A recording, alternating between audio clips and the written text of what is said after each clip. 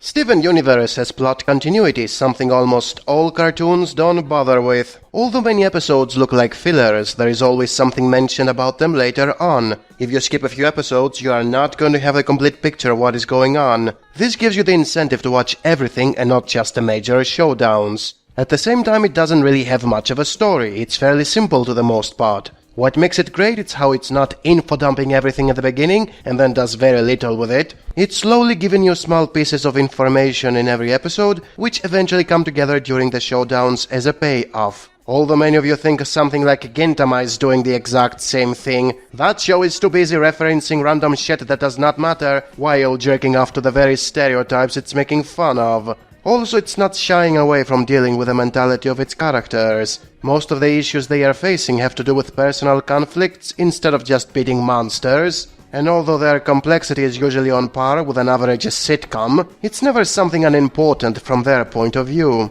Another thing it does rather well is having half the normal in duration episodes. The pacing is fast and the plot is usually simple, so it works in its favor. There is very little space between jokes and action, and it doesn't feel rushed to the most part. Basically, the characters are not wasting most of the time in being angry or sad until the obvious solution becomes apparent in the last minute. If there is something that doesn't work very well, it's the way they deal with the conflicts. The battles are short and usually end with Steven using one of the dozens of different powers he has, usually triggering on their own in the most convenient moments, or the gems fusing into a more powerful version. The resolution is always too easy, and that takes away a huge part of the tension. By extension, despite the dozens of interesting themes it's dealing with, it doesn't do it in a mature way. Every character is mentally challenged and acts like a crybaby even if he's thousands of years old.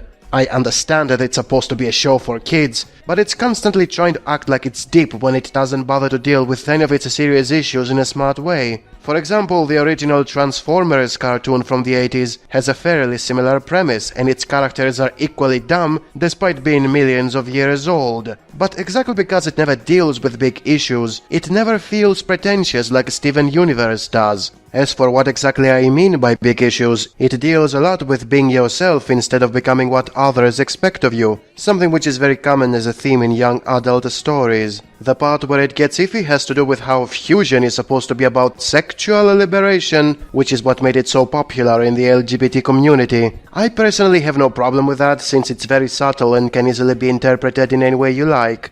What, you don't believe me? If a fusion is a metaphor for sex, and the diamonds are only allowing it amongst gems of the same type, then why are the good guys not promoting heterosexuality for fusing with different types of gems? That's the thing with this gender politics. Most of the times people are slapping a meaning to things that are vague enough to mean anything. For example, I always perceived the main theme of the mutants in the X-Men cartoon to be about discrimination against people who are different. I could always identify and sympathize with that, since I was very different from any other person in my village. I was the only one who liked JRPGs, anime and board games, while disliking sports and fishing. I was an X-Man. And then the LGBT community jumped in, arrogated the theme, insisted on saying the mutants are just symbolism for homosexuality, and anyone who likes them is also gay. Well, fuck you, because I'm not gay. I don't care about the gender politics if they don't damage a show by defining everyone in it as homosexual. You know, like Yuri on Ice.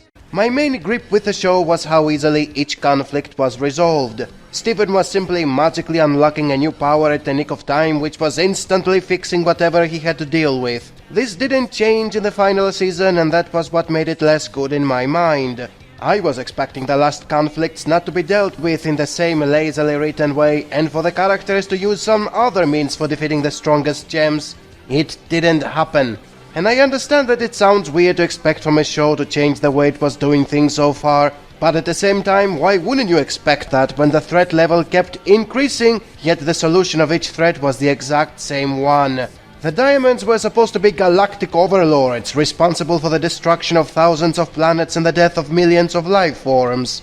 You would assume they wouldn't change their minds with Steven simply telling them the truth. If it was that simple, why didn't he do it during the trial? And the white diamond that was supposed to be the most uncaring and strongest of them all just gave up when she couldn't defeat some super powerful avatar that appeared with no explanation out of Steven and for no reason was stronger than her. Every single conflict was an anticlimactic resolution, and because the threat level kept escalating more and more, it was becoming harder and harder to accept these assholes. And then there was the dreaded revelation of Steven, aside from Rose, also being Pink Diamond, which was supposed to turn everything he believed against him. While you were left to believe Rose had killed Pink, it was an interesting plotline because it was making Rose not to be a paragon of goodness anymore. Even she was willing to kill and destroy for the well-being of life on Earth. But then the revelation proved she was just a spoiled child of Yellow, going through a first world tantrum, thus the whole thing became underwhelming. They are supposed to be galactic overlords, and yet they act like a typical dysfunctional family of millennials. I wonder if that has anything to do with the creators of the show.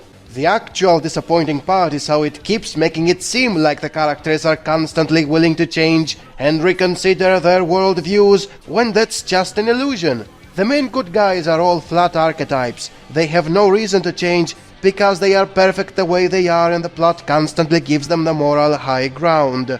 In the few cases when it doesn't now try to do that, it's when they have to kill an irredeemable bad guy. Even that grey morality was constantly being taken away by conveniently giving Steven a new ability that was allowing him to fix the problem and turn any enemy into an ally. Same thing with injuries and death. Every time someone is about to die, Steven heals him. Every time someone dies, Steven brings him back to life. As much as the show claims to be for children and thus it makes sense it would never become too dark or too serious, most of the themes were not stuff aimed at children, and if you go as far as showing mass exterminations of planets, you might as well stick to it. That's what anime used to be in previous decades. Whatever mass destruction was caused by an evil robot was not magically fixed by the end of the episode, and everyone who was dead remained dead. And yes, in most cases there was no plot continuity, therefore there was no reason to show cheap resolutions for something nobody will remember in following episodes. Steven Universe had plot continuity and thus couldn't get away with it. It was about the static characters in an evolving plot that get cheap power-ups for deflating any crisis that requires from them to change. That is the actual downfall of Steven Universe. It's not a libtard agenda, since it was hardly showing in a show about genderless minerals. It's the treatment of every conflict as a silly quarrel amongst first world country people who, despite being responsible for the deaths of billions, just wipe their tears, shake hands, everything is fixed, and then live happily ever after.